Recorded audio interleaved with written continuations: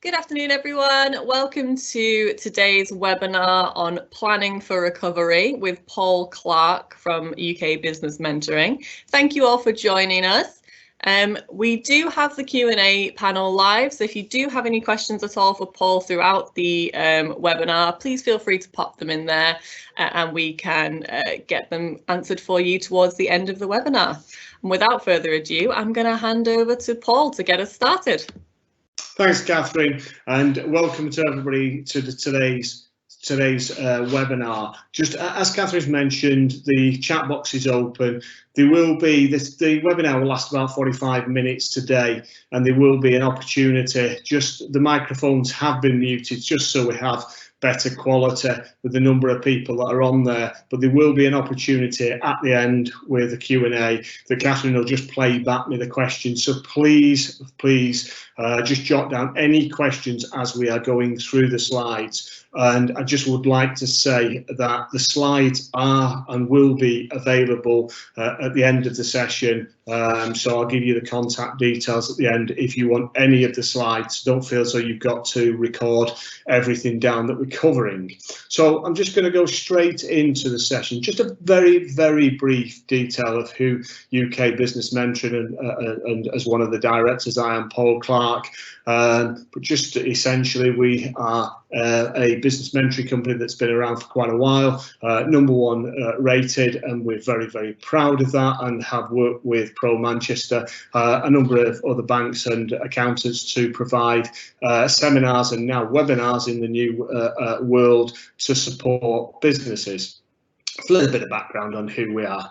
So just, I guess, you know, the last 3 months and slightly longer have been unprecedented for everybody, and there's almost nobody who has been unaffected by this worldwide pandemic. And for business owners, whilst there are a minority that actually have improved their performance through maybe online sales or packaging products or whatever, the majority of businesses have been severely affected by this, and as individuals we've been severely affected with not being able to see our loved ones and having such restrictions on our lifestyle, and indeed having them have slightly lifted with Boris's announcement Monday.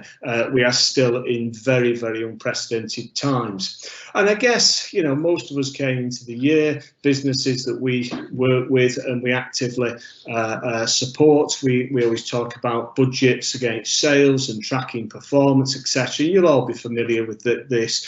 But basically, this seminar is all about the green line and trying to give you some tools, tips, experiences that we have to support, to try and get some recovery in what the economy and the natural new norm is in the near to medium future. So it's all about that green line and how we can recover. Okay, so I'm just going to skip that because that's something we do on Zoom. We haven't got facility under Teams, so I just want to give a little bit of sort of background to essentially our journey with our clients at the moment. And I'm sure you've gone through this with either your clients or the businesses that you run. But initially, we went through that huge impact, and I guess the first point, and we'll come on to this, was very much have we got enough cash to continue, and how much cash do I need to sort of survive the journey? How do I look after my staff? What's available? And once you journey through this, you can sort of journey to sort of almost starting to plan for recovery, which is today's session is all about. So just a little bit of the journey there.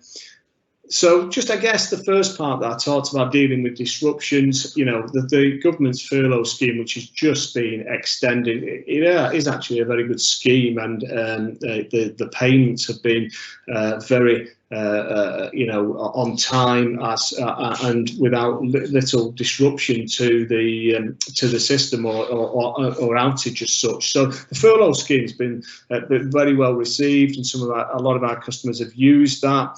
There's been lots of grants and entitlements, whether you can in the retail leisure section or under the business rates relief scheme, and where we supported a number of our customers is through the various business interruption loans, and recently announced the bounce back loans.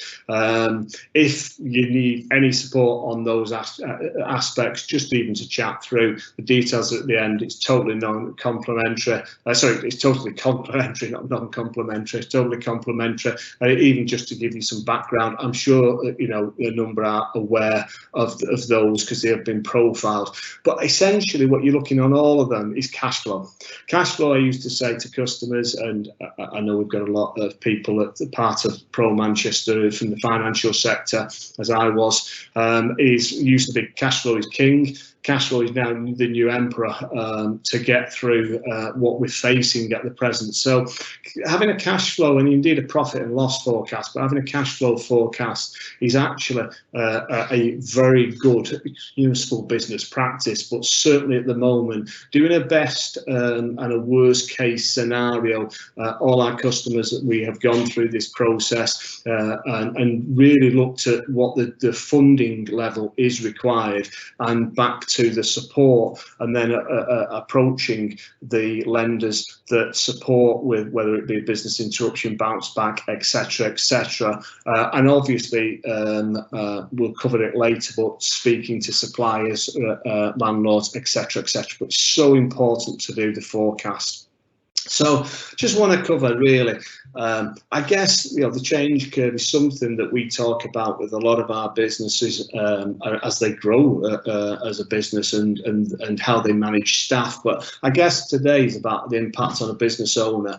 So from the start of the sort of, I guess, journey to lockdown, and certainly lockdown and closure of a number of businesses, there was just a complete disbelief that somebody had been running a business. I've got customers been running a business 20, 30 years and suddenly had to shut the business down. There's been a lot of frustration and anger, and it affects people's mental well-being. And I guess we've all been on some sort of journey, whether it's also you can't see your loved ones, etc., etc., which we've gone through this and actually continue to go through this on a regular basis. But today's focus is around actually trying to make that which I think a lot of people are starting to do now, about supporting the new way of working or how to get business working again. So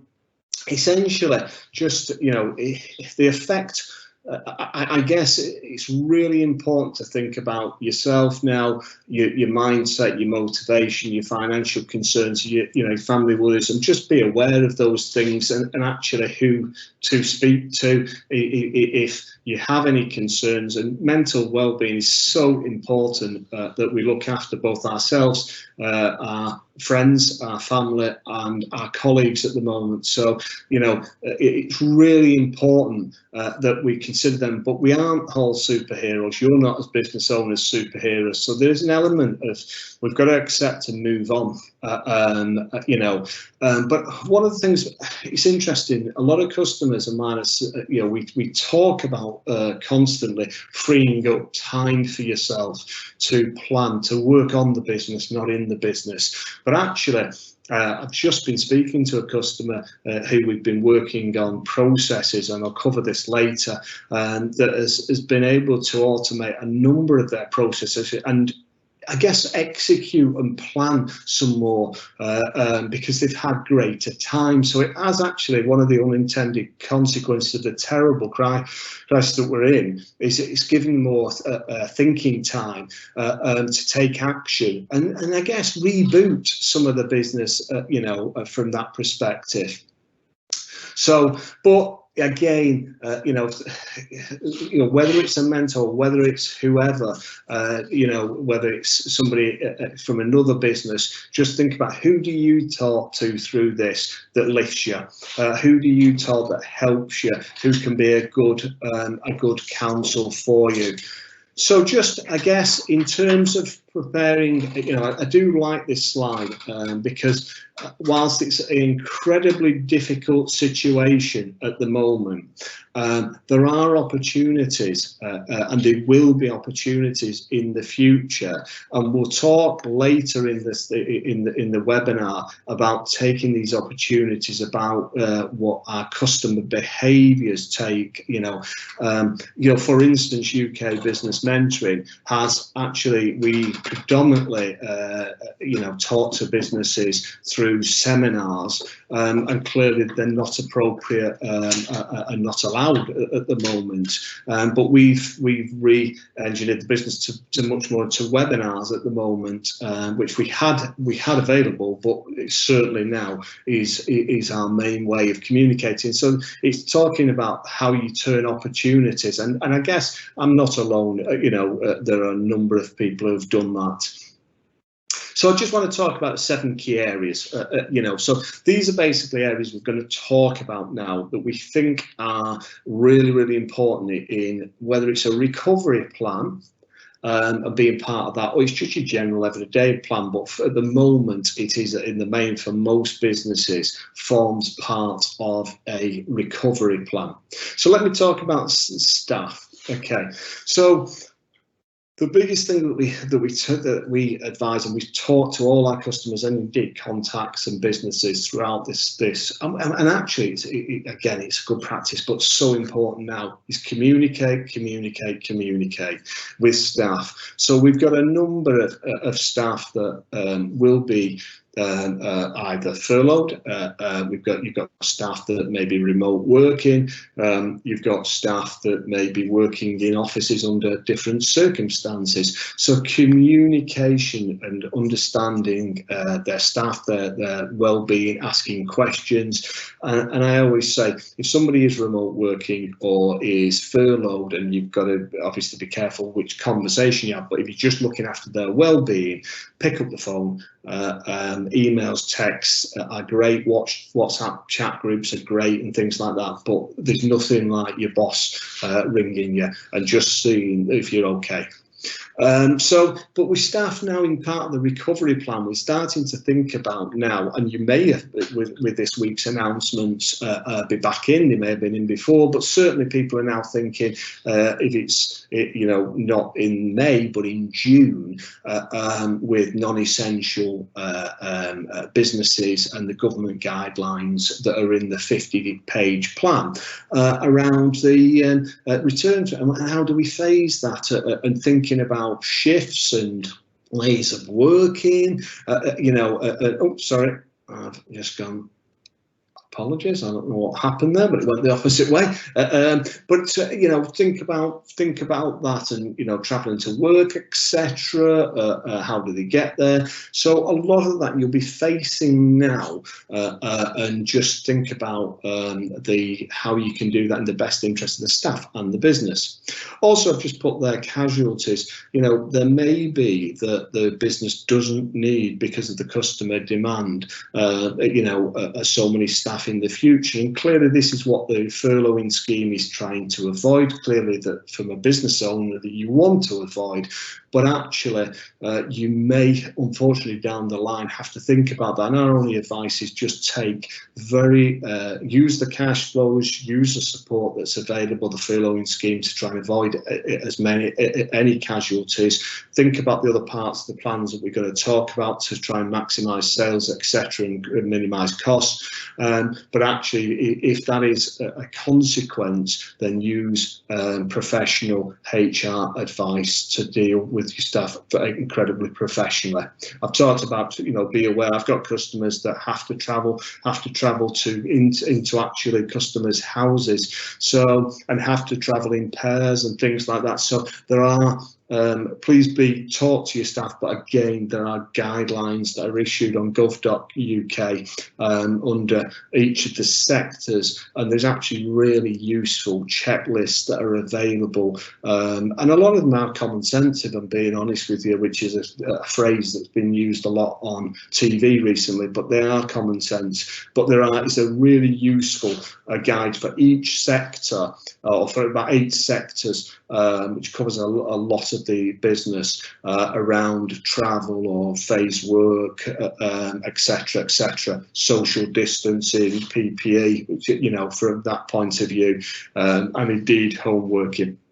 Just on home working, you know, we've now come and adapted to much more home working, and I guess my point is, you know, from home working is that it does, you know, need that remote management is a skill. So if it's going to continue, just, you know, look at different ways of managing. We do a presentation, a webinar on this. Look at different ways of remote management, and you know, people do work differently at home. So just again, have a plan for that, and ensure that some of the working plans that are linked into this, that I'm going to go through, like having clear objectives, have clear milestones, having clarity around when you're going to review performance, etc., and giving the staff the opportunity to work their home, maybe parenting, child education, etc., around the work, etc. So just think about that. But staff, it's hugely important that you sort of communicate. Now, I just wanted this is a very brief slide that would take a lot longer to explain, but we as UKBM do look at simplifying staff reviews. So we cover it under 3 F's, which is the feelings, the facts, and the future. And basically that's how you review the performance, that when you have under your business plan set objectives. But essentially, if you look at the feelings, a lot of this is really relevant at the moment, and it's really relevant to engage your staff and ask really open questions, the what, the whys, the hows, etc., around how people are feeling at the moment, and then actually to try and give them some normality, which a lot of people are crying out for at the moment, go into the facts of their performance, you know, but be aware of their feelings clearly. The future is probably less relevant at the moment, if I'm being brutally honest, but I just wanted to give you some, because it just gives some structure, and people cry out for structure when there is sort of in certain times, especially staff. Okay, so talking about suppliers, so again, it's very similar with staff. Communication is really important. You may have suppliers at the moment that you owe money, you know, and you've agreed terms. Keeping in touch with them at the moment is really important, because you'll need to use and work with those suppliers potentially, you know, when we come out of, or as we come out of this present situation, and being aware of other suppliers and what they are offering at the moment is really, really important. We just need to be aware of, you know, product shortages and the supply chain, because those suppliers will have had their business potentially, well, not potentially, probably affected. And it's really, really important that you understand where they are, but by communicating them when they're, you know, what shortages they potentially have, or their timescales that maybe have changed in terms of logistics within the supply chain. And early communication and constant is really good.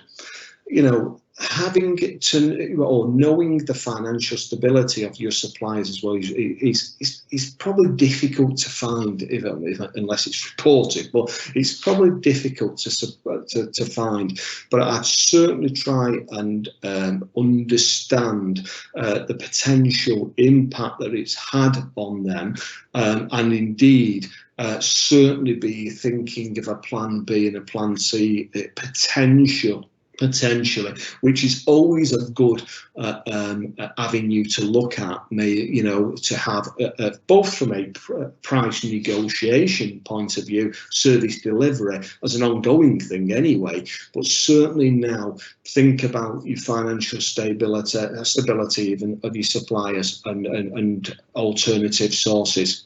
Think about the social distancing policies within your suppliers. You are a credible business and clearly want to portray that, and they are your partners, so it's really important that you think that, and as I said, look at potential alternatives as a good best practice, to be perfectly honest, however happy you are with their service anyway, but certainly in this situation.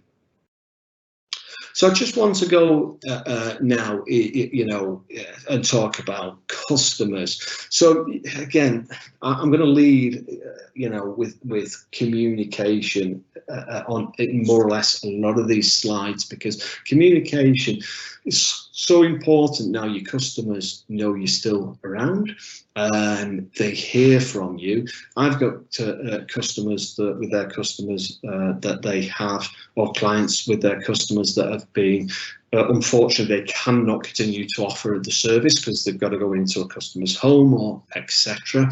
And they've done a variety of strategies, from sending out a personal card to emails to whatever they feel is appropriate and personable and in keeping with the business. But it's so important to and some cases it's just maybe offering something for free, some advice, that you can do, some general advice. So it's so important that you keep in contact with your customers, and I guess it's gauging their confidence around how they're feeling about your product or your service, and how they're feeling indeed on a variety of things, but certainly gauging their confidence, and linked to that their future needs. And a lot of our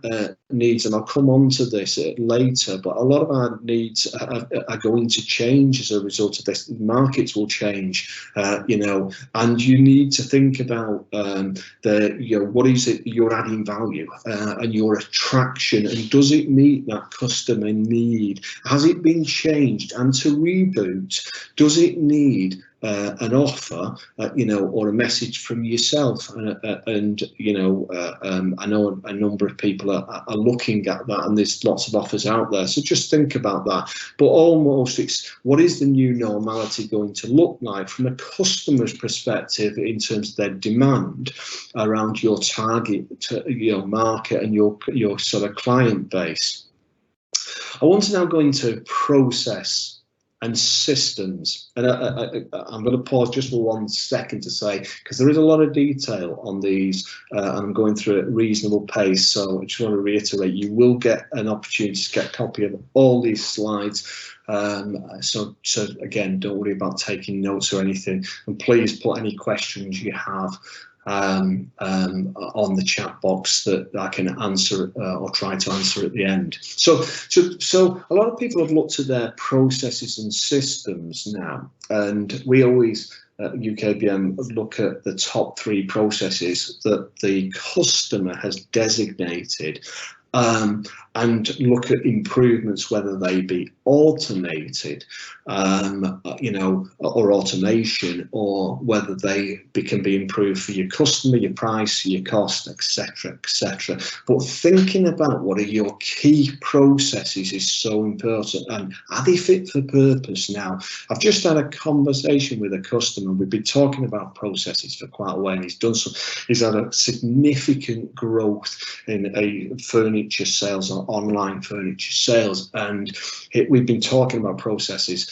and he's used this to automate, or to continue and really speed his automation on a number of aspects now. And essentially, rebooted but automated a heck of a lot of his systems, which he's now taken the opportunity to explain and engage with his staff, and actually saved a staff member of time that's now going to be used, that resource, to do more social media marketing. So it's really important. And what we always do at UKBM when we start to work with a company, we usually mystery shop the business, and we usually mystery shop their main competitors, whether they be industry competitors or local competitors, just to gauge one, whether the processes and systems are working and what they say they do, but also because, you know, for what their competitors are doing, because, you know, one thing we find is that we do assume quite often a process is happening, and there is such an importance to go and verify that process. I'm going to show you a small clip which essentially proves that point. Well, I'm going to hit start. Well, that's not good. Apologies. I need to clearly. Apologies, that clip hasn't worked. I don't understand why that's not worked, but I'll explain what that clip shows. The flexibility of a challenge is always good. So basically, there is a clip there of somebody stood up on a chair and somebody's saying to them, 6 people behind you, may have seen it on YouTube, but 6 people behind them, and you need to fall. And he gave them clear instructions. We want you to, on the after 3, 1, 2, 3, we want you to fall, and we will catch you. So the people are behind, holding their hands out like this. He thinks he knows exactly the process. He goes 1, 2, 3, and the person, instead of going backwards and falling into the arms of the 6 people that are ready, falls forward onto his face. So basically, never assume that people know the process there. But apologies, that's not working, because I'm not 100% sure why that clip, it always has done in the past, so apologies. So we're going to talk about market changes now. So just think about, as we've said, the huge, as I said in the opening, the huge impact that this is having globally across all economies and businesses. But has your market changed? Okay, so have a think about this, and think about the demographics, you know, of who your customers are, and why they buy. We call it psychographics, but why they buy from you. Has that changed, you know, from that perspective? You know, we were talking to our intern at UK Business Mentoring, you know, 21-year-old intern, and she was saying, the thing I miss most is going out on a Saturday night with my boyfriend to a nightclub, etc. And I will continue to do that when I'm allowed to do that. But actually, what I've recognised now is that I don't need as much fast food at the moment. I quite like cycling to places and things like that. So, you know, people's behaviours may change as a result of this, and their priorities and their needs may change. You know, people's values have been reset as a result of this around essentials and family, etc. So think about, has your market changed? And I guess, what does that target market look like now? And it may not have changed, and it may not have evolved, but I suspect a lot will. Oops, excuse me, well, that's done that, apologies. Yeah, and within that market, think about, is it your existing product to a new customer? Is it a new product to an existing product? But a number of customers have tried to use this opportunity to look at new and revised products.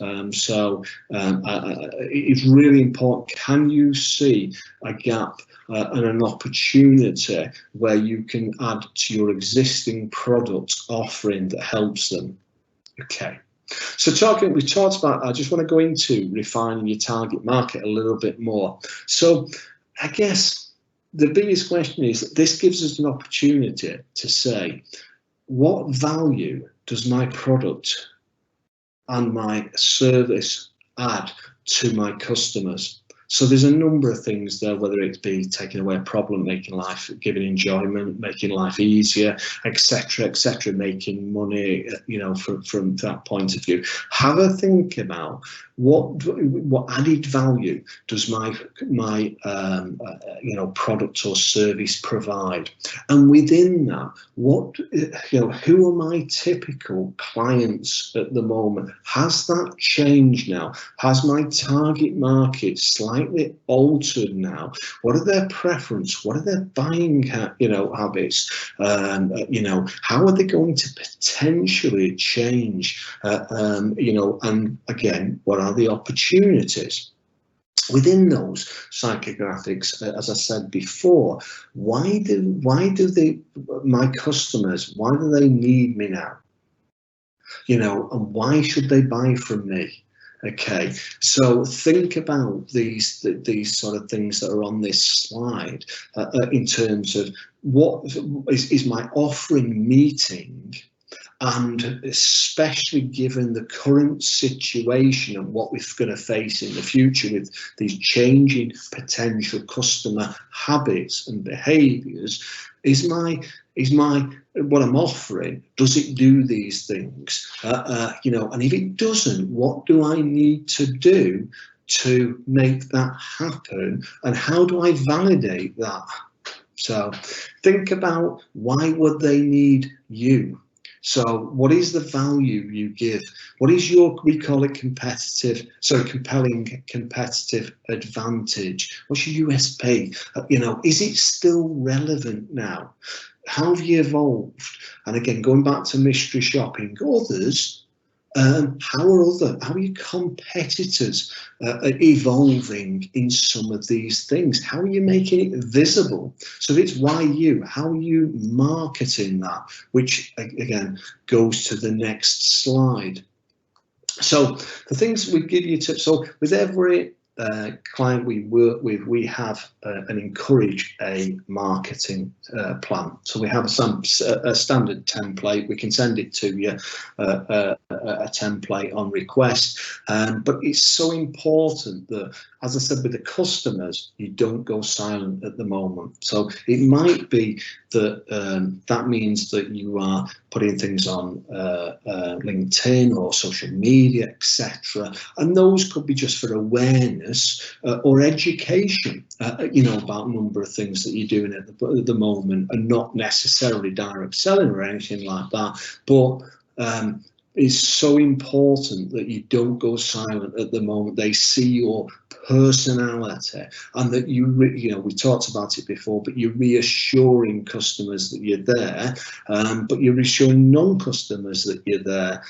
You know, so whatever the marketing strategy works, you know, before, it's really a good time to now look at how well it worked, what were the conversions, what were the successes, and what do I actually now need to do to engage my target market perhaps in a different way, because or you know, their behaviours have changed and evolved. And it's no different when over 10 years a target market, or it could be 3, 5, it could be 12 months, but a target market, you know, behaviour changes with technology or things that happen. You know, this is only the same. It should always, you should always be thinking about target market, who you know is your customers, and why did they buy from you? Do I need some new strategies now? So we always encourage having between 5 and 7 marketing strategies, and you monitor the conversion against them. So do I need them? And again, we talked about previously products and services, but you know, you like to engage with people who have personalities, or quite often similar to yourself. your personality. We know it'll be different in business, so it's really important at the moment that you bring your business personality to life. So whether that is supporting charities, whether that's supporting messages around education, etc., etc. But whatever it is, bring your business personality to life. And it's a great time to, as I've said with the 7 steps to marketing, to think about how you market your business, whether they be on LinkedIn, whether you do through a catalogue, whether you do calling, whether you do referrals, whether you do social media, etc. But review your marketing, review the cost of the marketing, the conversions, and review where you think that there is the opportunity going forward. Financials. So a key to this, we started with excuse me, we started with the webinar with the impact on cash flow and the available resources and government support by the lenders that's available to you in various grants, etc. But it's really important that you continue to treat cash as the emperor. At the moment, you continue to forecast, and when I say forecast, you work the forecast. So as I went through with a client on late last night, where the forecast for 12 months, we're already into 3 months, so there were 3 months of actuals, 9 months of forecast. Really important that then you track the progress of that so that they are accurate forecasts and not sort of guesses as such, and that you understand the pinch points where you think the gaps are going to be, and you get the appropriate support and finance needs that are available at the moment. And as we said at the outset, if anybody's any help, just contact us with the details we give, on a completely complimentary basis, from that perspective. So what is relevant, it has always been relevant, but is even more relevant at the moment, is actually tracking your gross profit percentage and therefore your break-even sales, and the impact of potentially the current crisis on potentially the supply cost or the pricing that you're going to give for your products, and in the relation to that to your costs in the business. It's so important, and we work heavily with our clients on these aspects, but really important that you monitor this, you track this on a monthly basis. I can't stress enough, and you revisit costs, from to me, similar to processes. When I said to you, look at your key process and why do we do these things? It's the same thing with costs. What value do I get? Why do I need to pay it? From that point of view, and it's really important that you ask that question. You go by line, which I'm sure businesses will have done, and you'll have supported clients with this on the webinar. That you look at the value you get, but you keep an absolute, a laser pinpoint on your costs at the moment. So we at UKBN, actually, with all our clients, we actually have a one-page financial dashboard. Again, we can share this with you on request, and you can use it, and it's all automated. So, but our clients actually like a one piece of paper that's visual, and that monitors performance against previous year and budgets. It's all in sort of the bar graphs and very visual, so you can easily do this. But it's equally important. It's almost split. The form is actually split. The top half, which is to the left of your screen, is around the performance, the actual in turnover or profitability or break even. The right hand is all about the KPIs, which is the arrows here. It's about the KPIs that you set as a business owner or our customers set, which could be anything from inquiries, conversion ratios, etc., etc.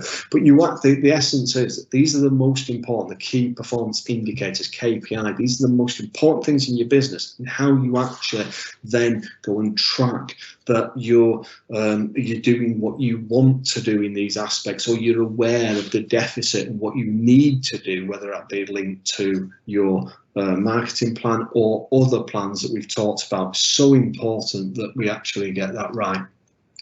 Okay, so we're 40 minutes in now, and I want to just get to, so I said it roughly, and I want to just do a summary before we go into questions. So just to sort of talk to, I've said communication is so important with staff, suppliers and customers, and I know so many people are doing so great things around this, so it's really important that your communication is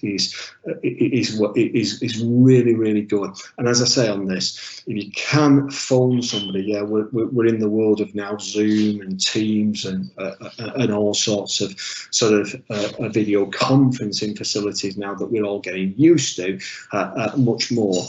But actually, please make sure that, you know, certainly for staff or your key customers or your key suppliers, hearing your voice is a good thing. Please revisit your target market. Revisit things. This will have shifted. What's happening at the moment is shifted the market, and relate it then to how you market your compelling competitive advantage, what you do, why people should use your product, what added value you're giving, but relate it to what the behaviours of your customers are expected to be in your market at the moment. Verify your processes, your top three or four processes in your business. Go and check them, go and check the competition, and go and look at ways you can improve them. Track. This is probably the area I would say that we find 80% of businesses struggle with, you know, for time or for other reasons, actually tracking on a regular basis their financial and their key performance objective, their key goals that they wanted to achieve, which drives your business plan, which drives your recovery plan. And this is about our last tip is creating a recovery plan, which can be as simple. We have we actually run a 12-month plan with every one of our customers, and it can be the same thing as a recovery plan, which just articulates some key areas, some key milestones, and who is going to be responsible for delivering those, within your business or your company, or if it's yourself, then it's you on there. But we find that a written plan has so much more chance of being achieved than somebody who has it in their head. So it's so important that I think you spend the time just to jot down the recovery plans on one piece of paper. It doesn't need to be War and Peace. It just needs to be written down, in our experience, to improve the chance of delivery against that, because the chance of monitoring is increased and profile. Okay, so I've got the chance now, so we're bang on time. I said it'd be 45 minutes, it's 44 minutes, so there is an opportunity now, before I summarise at the end, there'll be a short summary for a couple of minutes with providing the details that you can email me for anything, and my email details. But Catherine, if you could fire some questions, if there have been any questions whilst I've been talking, that would be great. We don't actually have any at the minute. Oh, right. I think that's a sign you were nice and clear there with everything you were saying.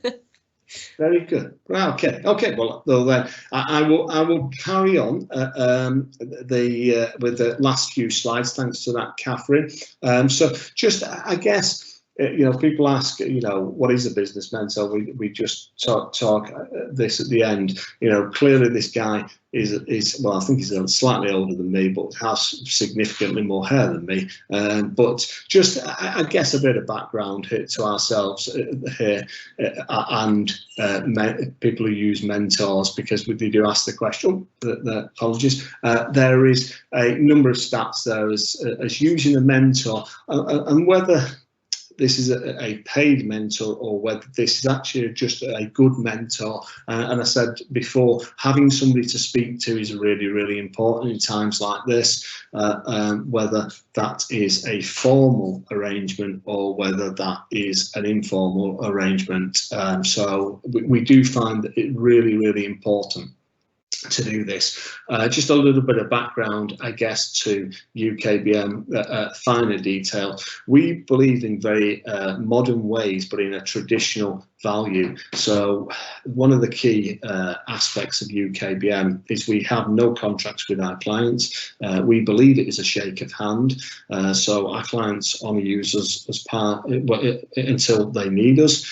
We are therefore a strategic partnership. So we have most of our relationships with our clients are between sort of 3 and 4 years, and we actually have within the sort of shake, of a hand concept. We don't add any value. Our customers do not need to pay. So it is built on trust with the customer and always about added value. And we're proud of the fact that we're #1 rated in the UK of similar sized companies, with our customers 91 reviews on there, our customers voting us under those terms as well. So a little bit of background as to why we are proud of what we deliver. There is a bit of further help here before I give you my personal or email addresses. We've recorded a number of webinars, so that's our website, and I'll give you my mobile number as well in the next slide. But we've recorded, as part of we wanted to make sure we helped as many businesses as possible throughout this crisis. So we've actually recorded a number of a number of webinars even regarding cash management, managing staff, managing you as an owner, managing sales. So we've got a number of webinars that are free to have, and we have also a number of additional tools that we offer free as well. So they are there for you. There is also around the bottom there. I'll give you my details. If you would like a one-to-one mentoring session, then email me. Because I'll be very happy to just do a completely complimentary call, or a Zoom or a Teams call or a telephone call, as we are in a different world at the moment, mentoring session. And that could be anything regarding these slides. It could be anything that you've got challenges around your business at the moment, top 3 challenges, etc., etc. Very happy to spend some time completely complimentary to support you. And that's a slightly deranged picture of me, but essentially those are my details. So paul@ukbusinessmentoring.co.uk. If you email me, happy to actually ring me if you want to, but if you email me, if you would like any of the templates, the slides, or the free complimentary mentoring session, then I'll get back to you, straight away with that. And with that in mind, I will pass you back to Catherine. Thank you very much for listening to me. Hope it's helped. Good luck. Stay safe and take care of yourselves.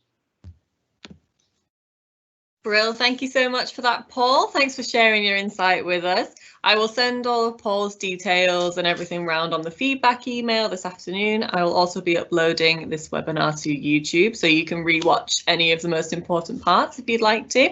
But thanks again for joining us, and thank you for Virgin Money for supporting us and continuing to support us during these strange times, and the SME Club. And we'll hopefully see you at another webinar soon. Thank you very much.